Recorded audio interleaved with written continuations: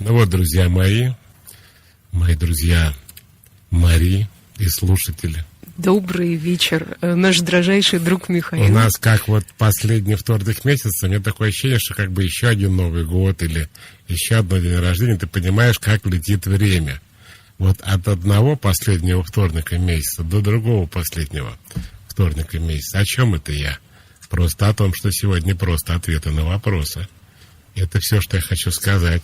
Доктор, вам звонят. Да, здрасте. Добрый вечер. Алло.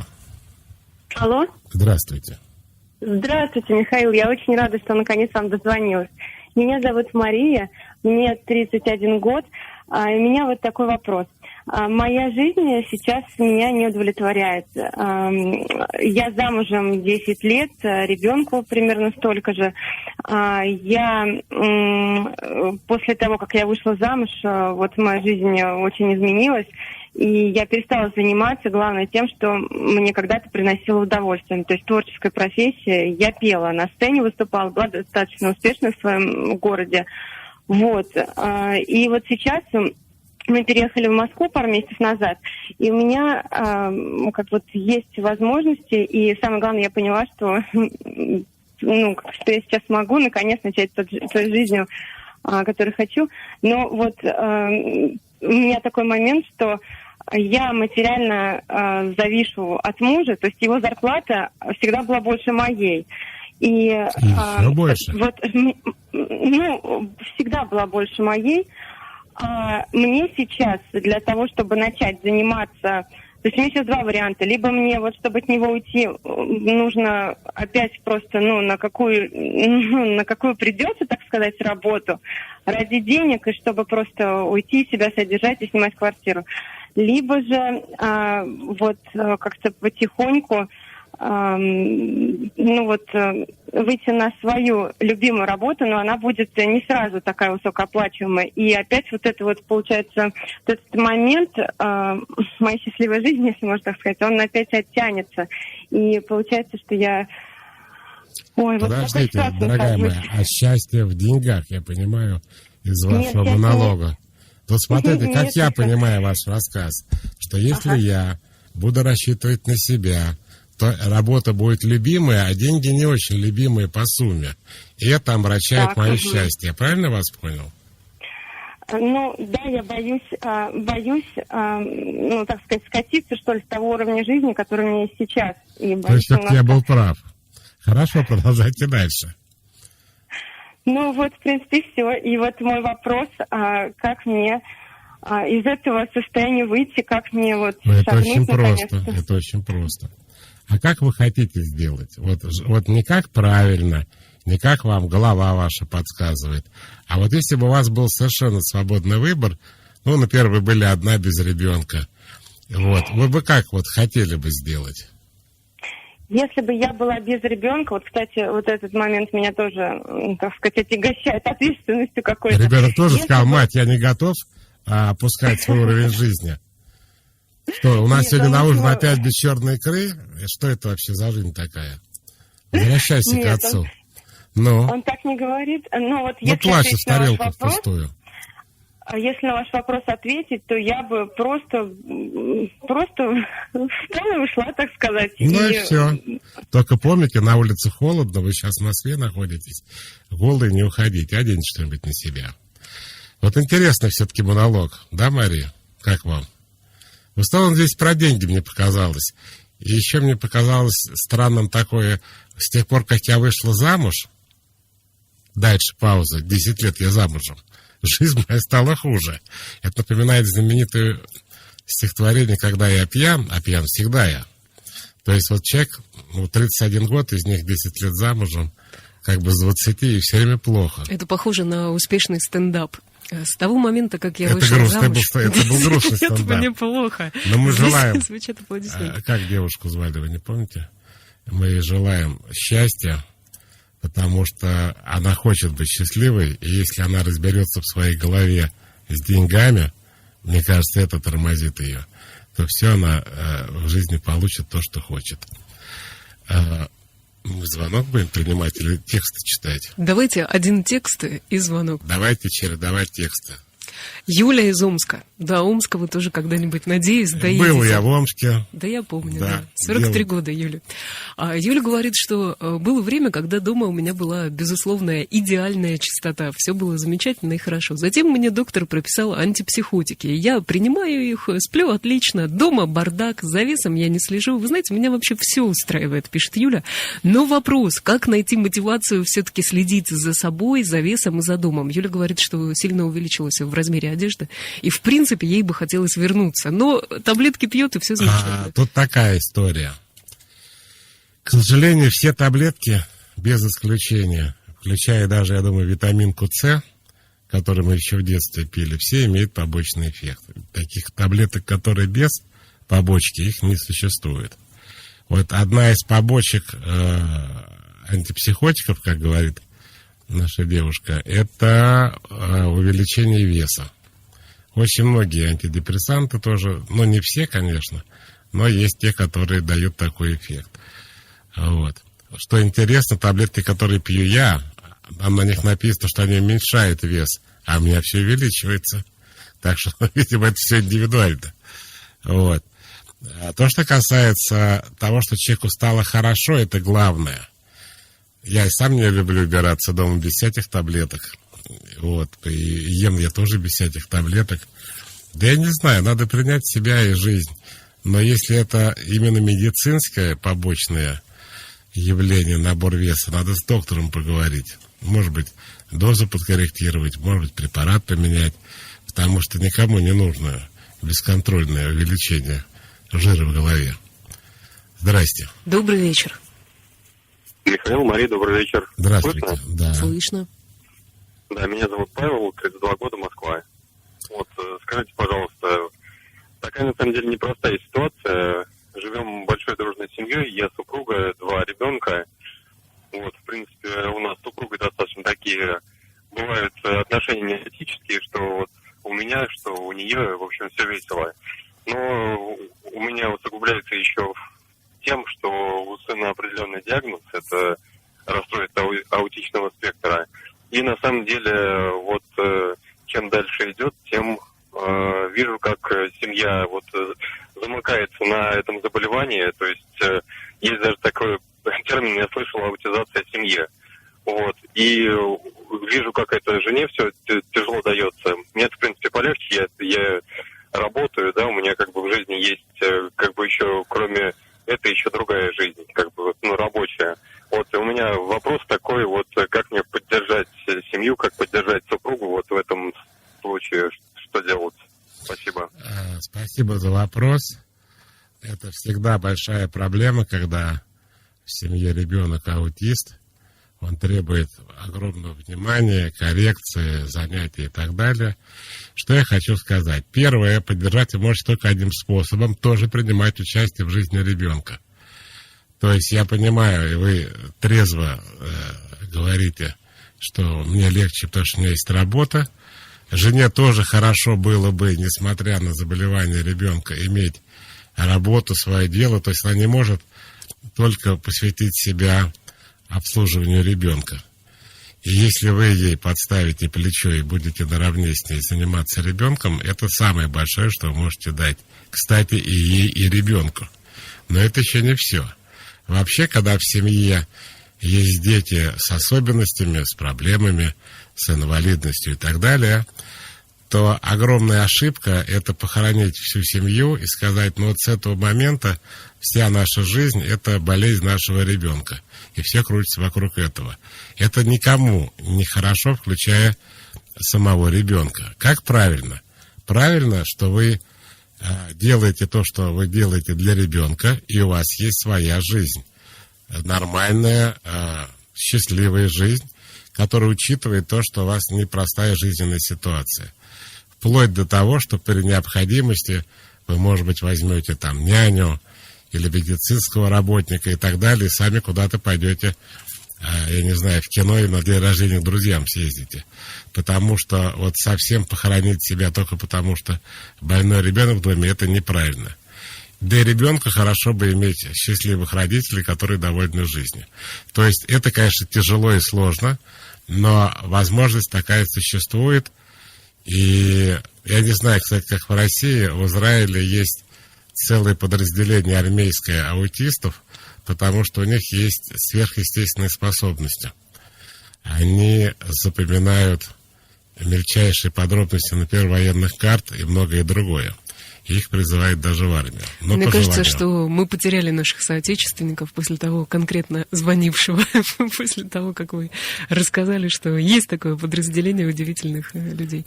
Да, нет, я к тому, что даже людям и применение находят.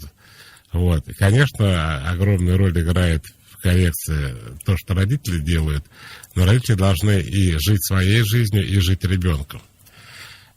Ну все, читайте теперь. Так, от Сергея. Сергей пишет, что занимаюсь одним сейчас для себя важным проектом. Я создаю фестиваль. И каждый день мне приходится доказывать, что ты не баран и достоин внимания. Сергей фестивалит? Как у нас говорят. Фестивалит. Соседи, говорят, в коммунальной квартире. А что, говорят, у вас там крики? Это, говорят, соседи фестивалят. Ну вот Сергей, каждый раз ему приходится доказывать, что ему можно доверять. И в последнее время напрочь исчезает ресурсное состояние, которое тянет за собой все как в черную дыру.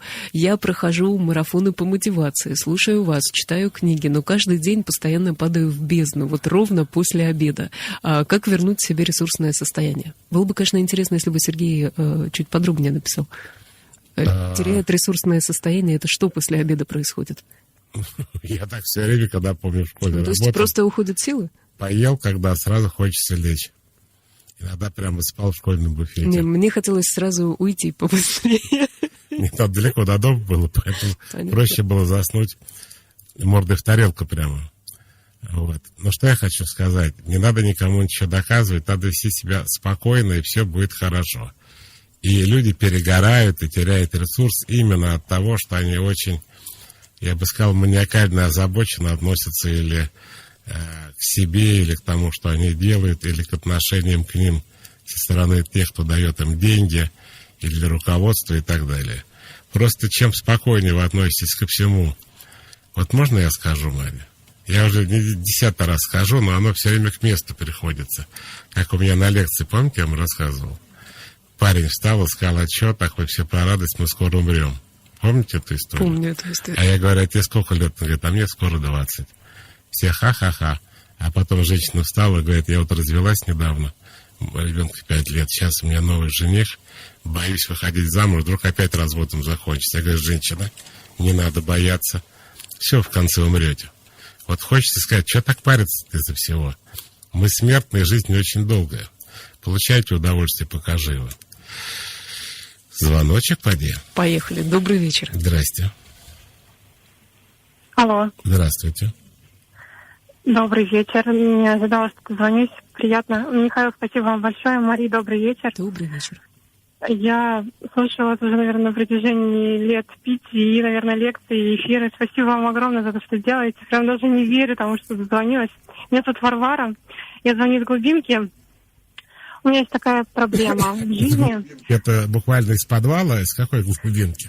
Нет, из российской глубинки. Да. В общем-то, вопрос такой. В жизни все хорошо, есть ребенок, есть отношения, которые продолжаются какое-то время. Но в течение какого-то времени, да, вот они там могут продолжаться год, 1,5, 2, приходит пресыщение партнером в плане половой жизни. То есть становится неинтересно. И причем это не какой-то конкретно отдельно взятый человек, а это вообще в принципе, да, но это уже 2-й, 3-й отношения были. И абсолютно все по накатанной. Мне неинтересно становится жить половой жизнью с тем партнером, который у меня есть. И так постоянно происходит именно, когда отношения постоянные. Подскажите, что делать? Здесь надо идти к сексологу. А сексолог, не путайте его с сексопатологом, это психолог, который занимается сексуальными проблемами. И еще, вот я слушал вашу проблему, знаете, что мне показалось? Да. Что вы не очень настроены на отношения как таковые. И это, мне кажется, я так, мы же на радио, понимаете, вы же не на приеме. Поэтому максимум, что я могу сказать из того, что я услышал, что это защитная функция, может быть, вашей психики, которая так сопротивляется отношениям. То есть вы про секс, а не про семью, как я понимаю, с партнерами. Да, все верно. Ну вот. Но все-таки же для секса мы кого-то конкретно выбираем. Даже для Нет, секса. Нельзя же вот огульно вот так вот. Когда человек, ну, как бы вообще не очень настроен на семейные отношения или долгие отношения, или, как любят говорить девочки, серьезные отношения. Так девочки говорят? Михаил, Мария? да я вам про секс говорю. Все-таки мужчина должен нравиться. Я из этого А вы исхожу. вообще не поняли. Так, начинается. Он Ну, давайте. сразу нравился же, правильно? Он нравился А вот я не сразу? очень поняла. Да, Да, нет, нравился. Окей. конечно нравится. Естественно, я не начинаю отношения, если мне человек, Вот. приятен. И что происходит дальше? Дальше, когда отношения, они же куда-то развиваются, то есть они или заканчиваются, или они, наоборот, как говорят в американских фильмах, давай перейдем на следующую ступень, как это, Следующий этап. этап до наших отношений, там, жить вместе. Пойдем по этапу. Да, дай Давай. про детей поговорим, давай про семью и так далее. Вот с этого момента человек соскакивает. Ну, потому что не для этого мы мужчину заводили. Вот. А как соскакивает? Вот внутри психика говорит, слушай, зачем он тебя сейчас сдался? Секс вообще надоело, все одно и то же. Но, несмотря на то, что секс действительно абсолютно один и тот же, вот как и хлеб, не переедается. Ну, такое свойство, это так у людей устроено. Как сказал знаменитый такой, Мария уже не помнит, Андрей Кнышев. Помните такого? Почему же? Я помню, Андрей Кнышев Молодая, был в гостях. О, да вы что, я же видела то, Андрея что в гостях. Кнышева. Он сказал, так уже устроен человек. Тебе уже так не устроится. Пошли дальше. А вот это моя любимая. Меня окружали милые, интеллигентные люди, сужая кольцо все больше и больше. Угу. Вот Кнышев красавчик. Тогда очень гремел на телевидении в 90-х. Ксения, Москва, 24 года. Начала за собой Девушка, замечать... сколько сейчас времени? Ира, ответит каждая порядочная девушка. Это тоже Кнышев. Так, Ксению послушаем? Да, извините. В моем исполнении, правда. Ксения начала за собой подмечать на работе, что очень раздражаюсь, когда коллеги задают вопросы по работе. Возникает ощущение, будто меня пытаются проверить в моих знаниях или наоборот. Другая крайность. Возникает мысль, что они спрашивают очевидное, и вообще очень странно, что они сами не могут додуматься. Как перестать раздражаться и прийти к тому, что вопросы от коллег — это нормально? Для этого надо решить две проблемы у себя в голове. Первая. Люди, когда задают вопросы, что бы они ни имели в виду, вы должны реагировать на вопрос, а вы пытаетесь найти в нем подтекст, что это не вопрос, который человека интересует, а это такой способ проверки. А вот если у человека нет невроза, он прямо вот спрашивает там, вот это ручка или карандаш? Вы говорите, ну вот ручка, вот карандаш. Говорит, а в чем разница? Они не проверяют, насколько вы умная или тупая. Они действительно не понимают, в чем разница. То есть вопрос вам кажется примитивным, но это не потому, что вас проверят, потому что человек такой. И вторая проблема – это не любовь к людям. Они вас раздражают как таковые. Поэтому, если вы уберете вот эту нелюбовь, будете к людям относиться спокойнее и не будете думать, что с вами воюет, вас пытаются вывести на чистую воду, чтобы вы там проявили себя, что вас проверяют. Вот это тогда проблема разрешится. Добрый вечер. Здравствуйте. Ой, добрый вечер. Алло, добрый вечер. Здрасте. О, ничего себе. Это вы Круто. говорите. Понял. Так, меня слышно, да? Да. Так, меня зовут Николай, мне 35 лет, Сахалин. Так, у меня вот следующая проблема. Мы с супругой находимся на пороге развода. Вместе где-то около уже 9 лет. Есть ребенок 5 лет. Вот. И никто из нас как бы не может поставить точку в отношениях. И это вот уже длится, качели, так скажем, это чуть больше полугода. Вот. И говоря про себя, то есть как мне, допустим, вопрос, как мне для себя понять, определиться, что мне нужно на самом деле, что я хочу.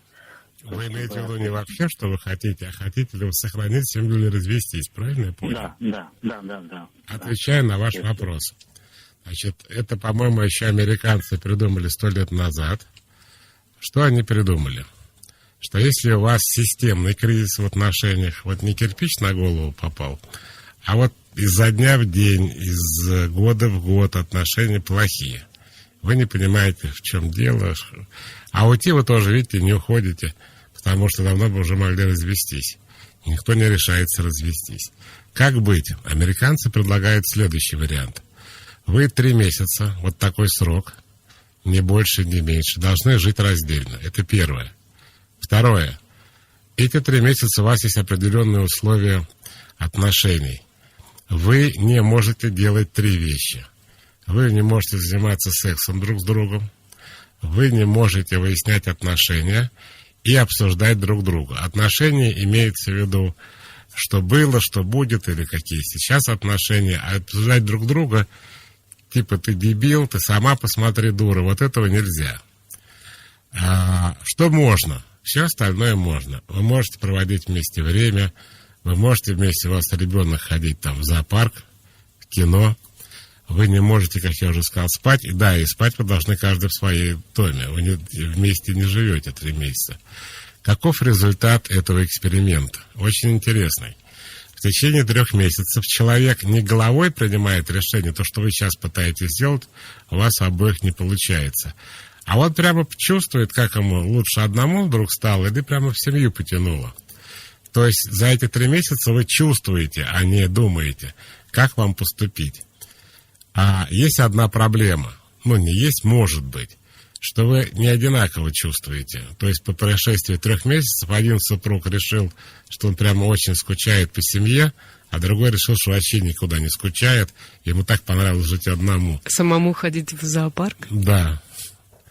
Помните, как это был такой детский анекдот, как мужик с пингвином шел по улице, и ему милиционер в зоопарке, говорит, я надеюсь? Этого надо в зоопарк отвезти. Говорит, да мы были в зоопарке, уже мы сейчас в кино идем.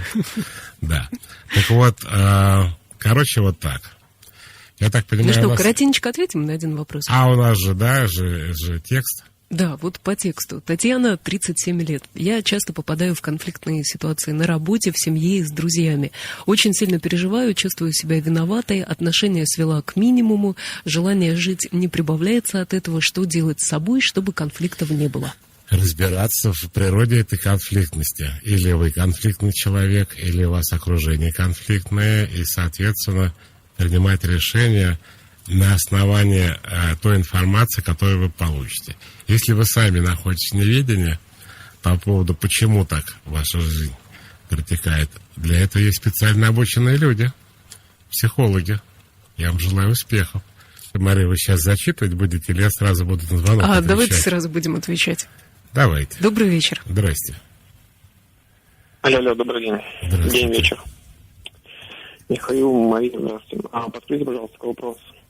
С женой расстались, она сказала, что она меня не любит, там примерно 3-4 месяца, там, эти метания, особенно у меня, я как бы люблю и не люблю, все ваши лекции там просмотрел, понимаю. Метание у вас? Да, у меня метание. А жена сказала, что она не любит. Да, жена сказала, что и после этого у вас были метания, при этом вы смотрели мои лекции. Тут явно не состыковка пошла. Давайте дальше. Не состыковка здесь. Я понял. Я как бы понимаю, что это невротизм, я пытаюсь с этим бороться, но как бы накрывает периодически. Так. Сейчас у меня основная как бы проблема есть, которую я вижу. Я очень зол на как бы, на всех причастных, кого считают там теща, ее подружки, которые этому как бы поспособствовали, да, и у меня, я понимаю, что эта злость может перейти в агрессию, но в агрессию на мужской пол. Я там готов, грубо говоря, размотать человека, если я кого-то увижу рядом с ней. Вот уехать я никуда не хочу, вот как вот правильно, неправильно, как сделать так, чтобы не уехать, в общем, перебороть в себе эту агрессию. Вот смотрите, давайте так поговорим с вами. Зачем вам человек, который вас не любит? Вы можете на этот вопрос ответить? Он мне не нужен, этот человек. Но вы же из-за этого переживаете? Да, то, что раньше любил, как бы, просто у меня как бы есть немного такое понимание, что, возможно, сейчас такой период, когда, это какой-то временный женский загон. Если это временный женский загон, то, вот видите, это уже такая психология жертвы пошла, что ее накрутили, что это временно, скажите еще ПМС. все гораздо проще. Вы, как любой человек, заслуживаете того, чтобы вас кто-то любил. Вы согласны с этим? Да, конечно. Нахрен вам человек, который вас не любит? Еще раз спрашиваю.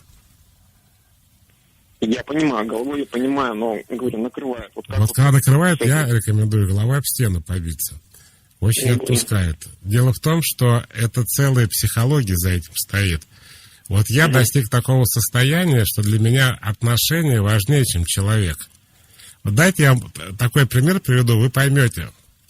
Вот у вас дети есть? Да. Ну, дочь, сын.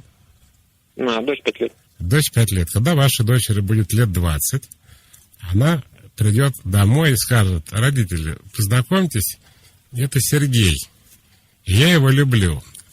И вот она спросит: отец, а он тебе нравится? И вы ей ответите: ну, раз ты его любишь, он мне нравится. Но если ты его не любишь, я его вообще первый раз вижу. Мне вообще пофигу. Понимаете, да? То есть родители по отношению к детям так себя ведут. Они говорят, что пока этот твой любимый ребенок любит этого парня, мы его все любим, прям обожаем. Почему? Потому что ты его любишь. Но если ты его не любишь, он нам нафиг не сдался. Улавливаете логику, да? Ну, логика понятна, да. Теперь давайте вернемся к вашей жене. Ваша жена вас любит, у вас прекрасные, здоровые отношения, любовь называется. Она вас не любит, нафиг она вообще нужна? Говорит: не, Михаил, нужна. Зачем? Потому что я мазохист, правильно? Я люблю людей, которые меня не любят. Что? Здесь как бы я согласен. Вопрос в том, как от этого избавиться. То есть это, я как бы, когда вы должны, я как бы, да. Михаил говорит, что там... Нет, я вам скажу, как от этого избавиться, как с точки зрения упражнения. Но я не знаю, потянете ли вы такое упражнение, потому что я с этим упражнением, работу потерял на 2 года. Если вы со всеми людьми, не с женщинами исключительно, не с женой, а вообще со всеми, будете вести себя согласно 3-му правилу, сразу говорить то, что не нравится, и только 1 раз. То есть человек что-то делает, вам это неприятно, вы ему говорите: мне неприятно, он продолжает делать, вы должны соскочить, или есть вторая опция: вам уже все нравится. Но если вам все-таки не нравится, вы должны соскочить. Люди как говорят?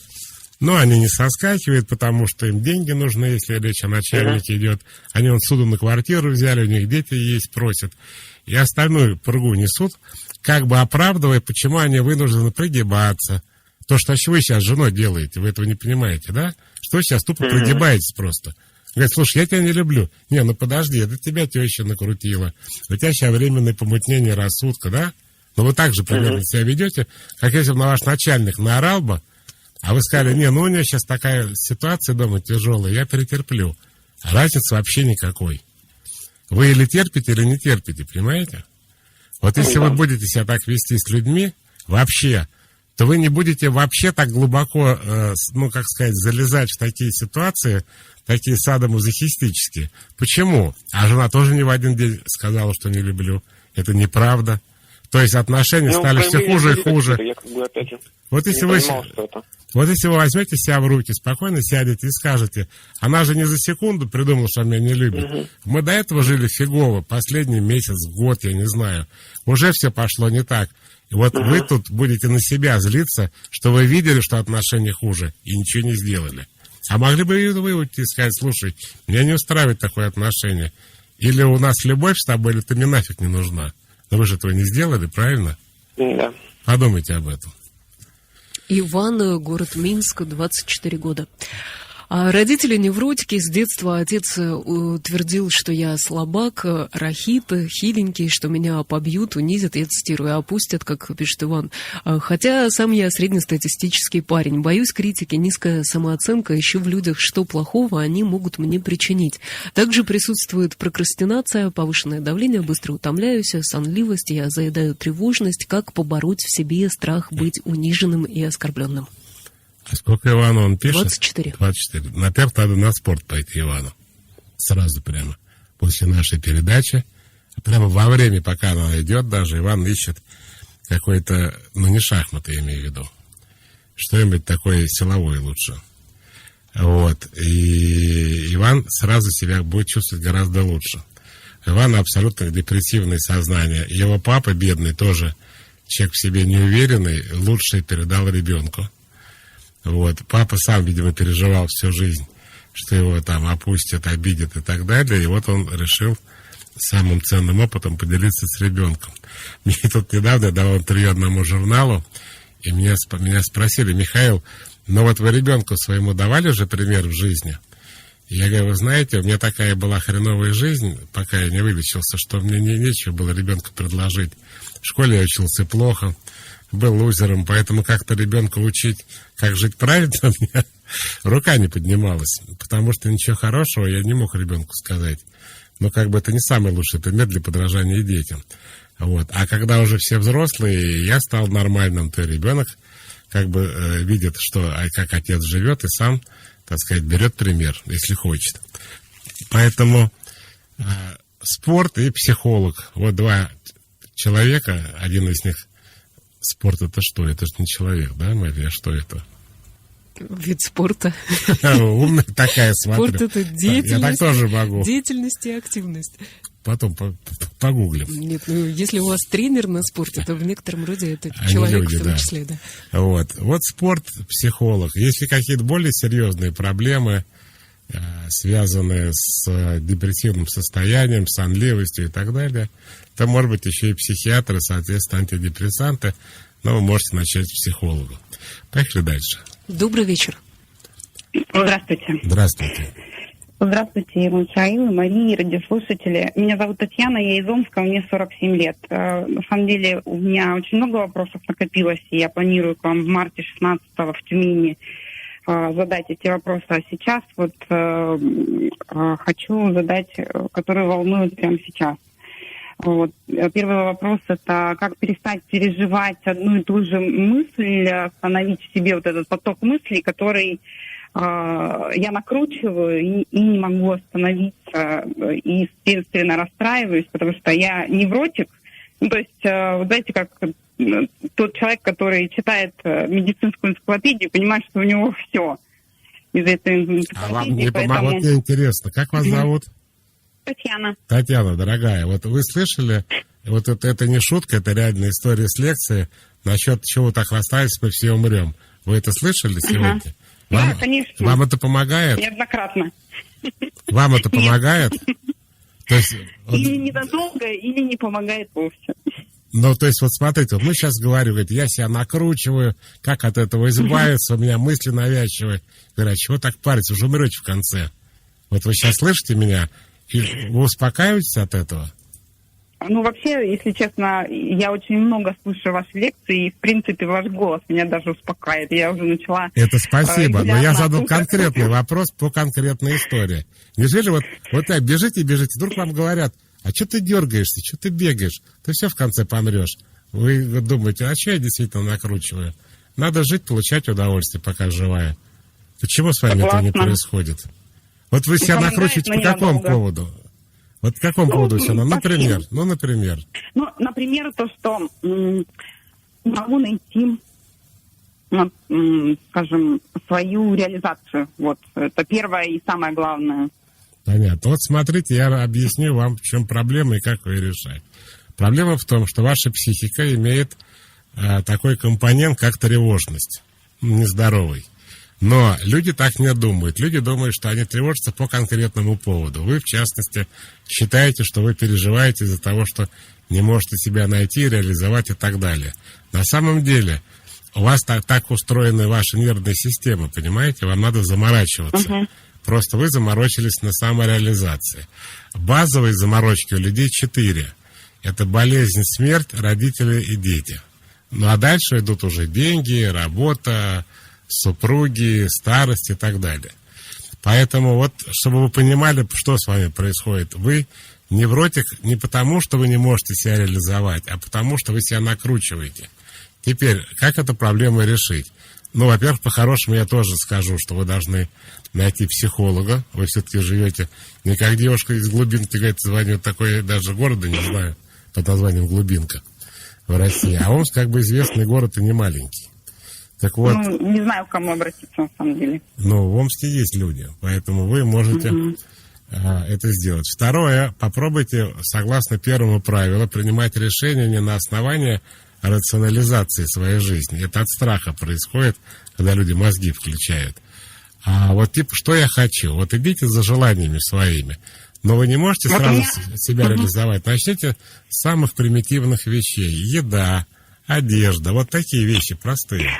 Слушая вас, я уже начала это делать, но, к сожалению, у меня этот процесс затягивается. И как хорошо, как ускорить тогда этот процесс, вот так скажем? Его нельзя ускорить. Чем вы добросовестнее это делаете, тем быстрее будет результат. Если вы 24 часа в сутки спрашиваете себя, что я хочу, переставая делать все по привычке на автомате, то тогда вы получите результат. Дальше. Вы не можете менять свои решения. Если вы сказали, что я буду это есть, вот это вы и будете есть. Если вам надо завтра в 5 часов с кем-то встретиться, и тут вам предложили нереальную, не знаю, работу, вы сначала в 5 часов встретитесь, потом будете разговаривать даже под страхом потерять предложение. Вот если будете так жить, то тогда вы успокоитесь, перестанете себя накручивать гораздо быстрее. С чего начнем, Мария? Ну, давайте телефонный звонок. Давайте телефон. Добрый вечер. Добрый вечер. Здравствуйте. У нас сегодня на редкость удачные звонки и по качеству звука, в частности. Видите, как все слышно? Как вас зовут? Меня зовут Анна. Где-то за 40 мой возраст. Обитаю сейчас в Московской области. Анна не помнит, конечно. Ну и не надо. Эти Я мелкие не подробности. говорю, не кокетничаю, просто Ну, где-то за перестала 40. считать. Правильно. Где-то за 40. Так. Нужен ваш совет, и есть вопросы, связанные с этим. Помогите, пожалуйста. У меня 2 детей. Это двойняшки, мальчик и девочка. Возраст 14 лет, 8 класс, достаточно такой сомнительный переходный возраст, плюс Что пора уже такое определяться. сомнительный переходный возраст? Как Ну, эту фразу понять? Перепады настроения, Ну да, перепады это- интересов, определения в жизни. Так. От слова сомнения. И пора уже определяться, скоро переход в 10-11 класс. Это У меня маме, есть видимо, проблема. пора определяться, я правильно понимаю? Нет, это не мне, нет. Это детям нужно определяться. Детям не нужно, это вам нужно. Нет, Михаил, услышьте меня, пожалуйста, они действительно определились в профессии, и у меня вопрос с сыном связанный. Вы сказали, он- пора им Да. определяться. Тут выясняется, что они уже определились. Они определились, да. Так, ну хорошо. Сын хочет заниматься информатикой и наметил себе давно уже московский, нифига себе, Бауманский вуз. И мальчик талантливый, в общем-то, но я ему объясняю, что если он хочет учиться в этом вузе, ему нужно заниматься физикой и математикой. Туда поступят дети, которые включать компьютер не умеют. А вот, к сожалению, он свое время свободное все тратит на, знаете, соцсети или просто общение, или что-то другое. И поэтому математика и физика действительно страдают. Вот где найти ту грань, чтобы не педалировать эту ситуацию? Как вы Потому что я сказали, понимаю- как вас Да. зовут? Анна. Анна, вы сказали, Михаил, услышьте меня. Да. Теперь вы меня услышьте. Хорошо. Не надо ничего делать. Грань искать не надо. Педалировать не надо. Он сам, это его жизнь, пусть живет как хочет. Он или поступит Бауманский, или не поступит. В чем трагедия? Ну, для него будет трагедия, разочарование. Я просто знаю его характер. Но если он сам знает причинно-следственные связи, что мама ему объяснила, что для того, чтобы поступить, надо что-то делать. Он услышал и не делает, это его выбор. Так что тут даже разочарования никакого быть не может. То есть вы считаете, что все шишки он имеет право все грабли своей попой собрать? Вот тут мы друг друга уже услышали, чувствую. Да. Я так считаю. Второй вопрос. Ну, давайте. Нужно ли вмешиваться, если я понимаю, что переписка по соцсетям может быть какая-то опасная? Читать переписку, вмешиваться в жизнь подростков. Тут 2 варианта. Если вы считаете, что есть угроза, наверное, можете, но не вмешиваться, а, так сказать, посмотреть, что это, или ограничить его доступ, как многие делают для детей в интернете, и сайты, которые не открываются. Извините, я смеюсь, потому что Александра нам пишет: не надо в Бауманку, испортите себе все нервы. Александра, кстати, судя по аватарке, красивая юная девушка. Не исключаю, что, может, Бауманку закончила, не знаю. А вот у меня друг есть, Миша Королев, который автор, кстати, обложки моей книги, который, кроме меня, фотографировал Клаудию Шифер и был главным фотографом Playboy долгое время. И у них, ну там такой журнал «Максим», всем известный, вот, где Миш тоже работал. Там была девчонка как раз, модель, которая как раз кончила Бауманский институт, забыл какой, Аня, фамилию не помню. Но, друзья мои, к сожалению, прямо заслушался сегодня. А какой звук сегодня был? Ни один звонок не сорвался, всех было слышно. И какие хорошие вопросы. Спасибо за незабываемые секунды. И я с вами прощаюсь. И с вами, Мария, кстати, тоже прощаюсь. До вторника. Пока. Пока.